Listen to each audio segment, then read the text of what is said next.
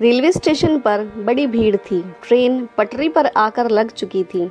लोग इधर उधर भाग रहे थे, किसी की ट्रेन न छूट जाए। सामान लादकर कुली भी भागे जा रहे थे।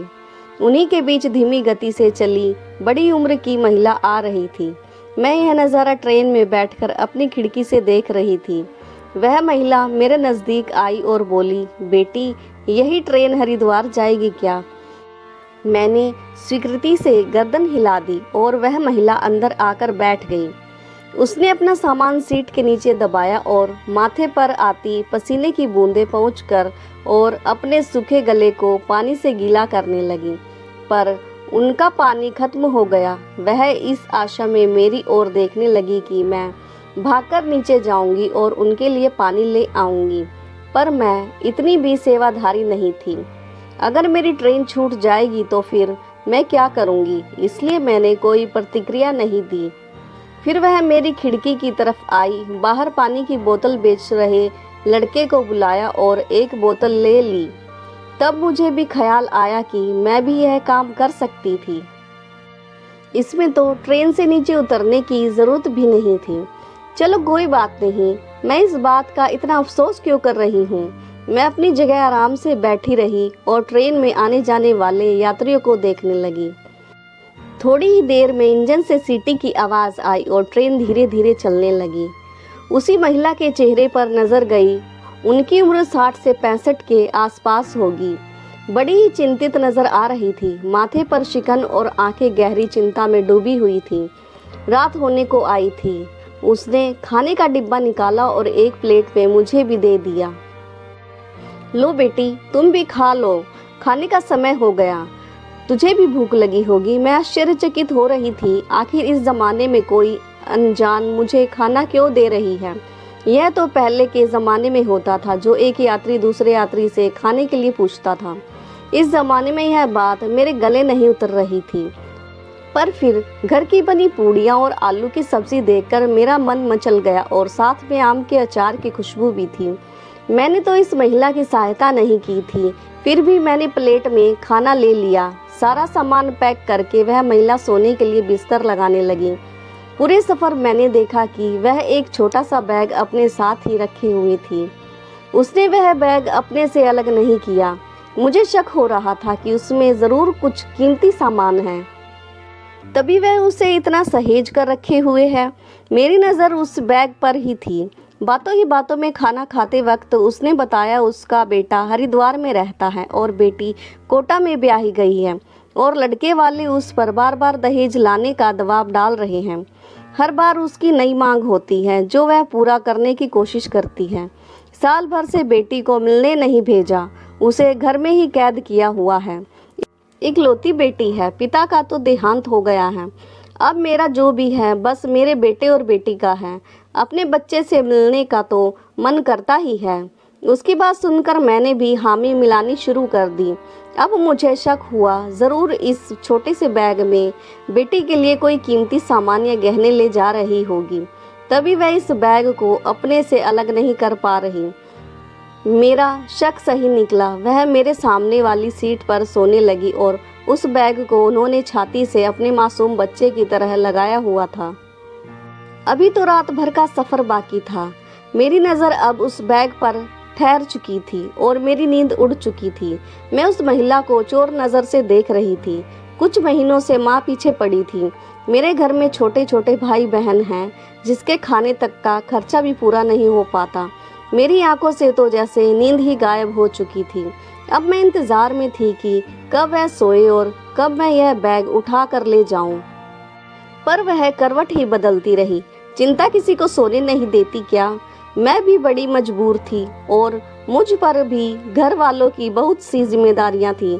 बहन की शादी करनी थी, पिताजी थे नहीं, 2 छोटे भाई बहनों को पढ़ाना था और माँ का इलाज करवाना था।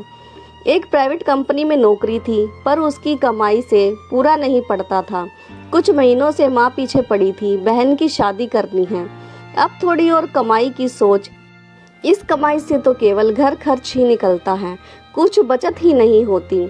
तू शादी का खर्च कैसे उठाएगी? मैं भी बड़ी चिंता में रहती थी। इधर उधर नौकरी के लिए बोला था, सोचा था इससे अच्छी नौकरी मिल जाएगी तो बहन की शादी के खर्चे का जुगाड़ कर लूँगी।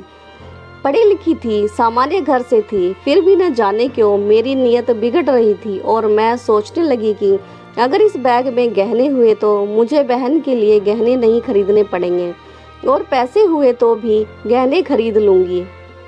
मेरी आंखों की नींद उड़ चुकी थी। वह महिला धीरे धीरे देर रात तक गहरी नींद में सो चुकी थी। काफी यात्री भी सो चुके थे। मैं चुपके से उठी और अपना सामान लिया और बूढ़ी महिला के हाथ से वह बैग निकालकर और हरिद्वार आने की 3-4 स्टेशन पहले ही उतर गई। स्टेशन पर मैं कुर्सी पर बैठ गई। ट्रेन जाने के बाद नई ट्रेन का इंतजार करने लगी। करीब 8-10 मिनट में अपने आप को सामान्य किया ताकि किसी को मुझ पर शक न हो। फिर मैंने चुपके से सामान्य होते हुए उस महिला का बैग खोला तो मेरी आंखें फटी रह गई। उसमें कई प्रकार के गहने थे, सोने और चांदी के। मेरी बहन की शादी के लिए गहनों का इंतजाम हो गया था, पर घर वालों को क्या कहूँगी, यह तो पुराने गहने हैं, मैं इन पर पॉलिश करवा दूंगी। मन ही मन खुश हुई और हरिद्वार की ट्रेन पकड़ ली। मैंने एक पल को भी नहीं सोचा कि उस बूढ़ी महिला पर गहने खोने के बाद क्या बीतेगी। घर आकर मैं सामान दिनचर्या में लग गई और गहने मेरी अलमारी में छुपा कर रख दिए। रोज ऑफिस जाने लगी। बहन की शादी तय तो हो गई थी, बस तैयारी करनी बाकी थी। 1 हफ्ते बाद लड़के वालों का फोन आया। उन्हें यह रिश्ता मंजूर नहीं है, वह यह सगाई तोड़ रहे हैं। यह सुनकर माँ और बहन रोने लगी। मुझे समझ नहीं आ रहा था कि आखिर यह लोग सगाई क्यों तोड़ रहे हैं। सब कुछ तय हो गया था। मैंने फ़ोन करके पूछा तो उन्होंने कहा कि हमारे बेटे को दूसरी लड़की पसंद आ गई है। भला यह भी कोई कारण हुआ? पर किसी पर आपका जोर तो नहीं चल सकता है। इतनी मुश्किल से सगाई हुई थी, गहनों का भी इंतजाम हो गया था, फिर भी शादी न हो पाई। मैं मन ही मन ईश्वर को कोस रही थी और शिकायत कर रही थी। माँ को बड़ा सदमा लगा, वह रोती रही। पहले तो बेटे की सगाई नहीं हो रही थी, अब लड़के वालों ने सगाई तोड़ दी तो दोबारा सगाई होना मुश्किल हो जाएगा। मैंने माँ को विश्वास दिलाया था कि मैं दूसरी जगह बात कर लूँगी। कुछ दिन बीते थे कि मेरे छोटे भाई का एक्सीडेंट हो गया। दोनों पैरों में फ्रैक्चर हो गया और वह बिस्तर पर आ गया। घर में वैसे ही पैसों की तंगी थी, उस पर यह खर्च आ गया। मैं बड़ी परेशान हो गई और खुद को संभालने की कोशिश करने लगी। अभी 7 दिन पहले ही तो सब कुछ ठीक था। अब माँ भी रोती रहती थी और बहन उदास रहती थी और छोटा भाई बिस्तर पर पड़ा था। मैं फिर भी ऑफिस तो जाने लगी। अब कमाऊंगी नहीं तो घर कैसे चलेगा? काम तो करना बहुत ज़रूरी है। 2 दिन बाद खबर मिलती है कि मेरा छोटा भाई स्कूल की सीढ़ियों से गिर गया है और उसके सिर में काफ़ी चोट आई है। मैं बदहवास सी स्कूल गई और भाई को डॉक्टर को दिखाया। सिर पर गहरी चोट थी तो कुछ दिनों तक अस्पताल में ही रहना होगा। अस्पताल का इतना खर्चा उठाने से मेरी सेविंग खत्म होने लगी। इधर अस्पताल में मैं रहती थी, घर पर छोटे भाई को माँ और बहन संभालती थी। इस महीने की तो सैलरी आ गई थी, पर कट कर मिली थी क्योंकि मैंने काफ़ी छुट्टियां कर ली थी। बड़ी मुश्किल से महीने भर काम चलाया। घर खर्च के साथ में अस्पताल का खर्च भी तो सिर माथे पर ही था, वह भी मुझे करना था। फिर मैं भगवान को दोष देने लगी और सोचने लगी, आखिर यह सब मेरे साथ ही क्यों हुआ? यह सारे दुख दर्द मुझे ही क्यों मिले हैं? इन सब चक्रों में मैं अपने काम पर बिल्कुल भी ध्यान नहीं दे पा रही थी और मैंने कई ज़रूरी फाइलें पूरी नहीं की। प्राइवेट कंपनी को तो काम चाहिए होता है। अगर एक बंदा काम नहीं कर पाता तो दूसरा बंदा रखने में उन्हें देर नहीं लगती। मेरे साथ भी यही हुआ। कुछ दिनों बाद मुझे नौकरी से निकाल दिया गया। अब मैं बिल्कुल खाली हो गई थी। छोटे भाई को अस्पताल से तो ले आई, पर उसकी दवाई और इलाज का खर्च तो उठाना था। उधर छोटा भाई भी बिस्तर पर ही था। मैंने अपनी दोनों एफडियां तुड़वा ली। उन्हीं से घर खर्च और दवाइयों का खर्चा उठाया। इन सब तंगहालियों और परेशानियों में मैं एकदम से भूल गई थी कि मैंने उस बूढ़ी अम्मा के गहने चुराए थे। उसे मैंने अलमारी में रखा हुआ था। एक दिन हम सब निराश और हताश बैठे थे। क्योंकि दोनों भाइयों का इलाज करवाना था और घर खर्च भी चलना था। नौकरी भी नहीं थी, सारा पैसा खर्च हो गया था। मैं एकदम कंगाल हो गई थी। मेरी बहन मेरे कमरे में सफाई कर रही थी और अचानक वह गहनों का बैग लाई और माँ के सामने रख दिया। इतने गहने देखकर माँ चौंक गई। मैं उनसे नजरें चुरा रही थी। उनके जोर देने के बाद मैं ट्रेन में घटित सारी कहानी उन्हें सुनाई तो वह सिर पटकने लगी। तो किसी बेबस माँ के गहने चुरा कर नहीं लाई है। इन गहनों को चुराने वालों को जो उस माँ ने बद्दुआ दी होगी, जो श्राप दिया होगा, उनकी बद्दुआ लगी है इस घर को। उस माँ की आंखों के आंसू अभी तक नहीं सूखे होंगे। बस वही श्राप तुम्हें लगा है। जब से यह गहने घर में आए हैं, तेरी बहन की अचानक से सगाई टूट गई, तेरे भाइयों का यह हाल हो गया, तेरी नौकरी चली गई, हमारे रुपए पैसे खत्म हो गए, तूने रुला दिया है, तभी तो तू भुगत रही है। क्या तेरी समझ में कुछ नहीं आया? माँ ने मुझे एक जोरदार तमाचा दे मारा। मैं अंदर तक हिल गई। माँ सही कह रही थी। जब से यह गहने मैंने चुराए थे, उसी दिन से मेरे साथ कुछ ना कुछ बुरा हो रहा था। अब मुझे अपने किए पर बहुत अफसोस होने लगा। आखिर मैंने यह सब क्यों किया?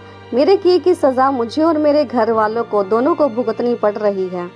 शहर के रेलवे स्टेशन पर संपर्क किया। पूछताछ केंद्र में जाकर उस दिन सफर करने वाली बूढ़ी महिला का ब्यौरा निकाला। उनके घर का पता लेकर माँ के साथ उनके घर गहने लेकर गई। दरवाजा उनकी बेटी ने खोला, जिसे दहेज पूरा न देने के कारण ससुराल वालों ने निकाल दिया था। वह बूढ़ी महिला बिस्तर पर लेटी हुई थी। शायद रोज गहने चुराने वाली को श्राप देती होगी। मैंने उनसे माफी मांगी और सारे गहने उन्हें लौटा दिए। आज मेरे मन का बोझ उतर रहा था। वह बूढ़ी महिला निशब्द थी। शायद पिछले 1 महीने से जिसे कोस रही थी, उसके सामने आते ही वह कुछ कह ना पाई। उसने गहने लेकर बेटी को दे दिए। शायद उनकी सांस इसमें ही अटकी थी। मैं जैसे ही मुड़ी, उन्होंने दम तोड़ दिया। मैं बोझ उतारने आई थी और मेरे मन पर एक और बोझ चढ़ गया। तो दोस्तों, आपको यह प्रेरणादायक कहानी कैसी लगी और इस कहानी का कौन सा हिस्सा आपके दिल को छू गया, कमेंट करके ज़रूर बताएं। और हाँ, चैनल को लाइक, सब्सक्राइब और शेयर करना ना भूलें। तब तक के लिए मिलते हैं एक नई कहानी के साथ। धन्यवाद।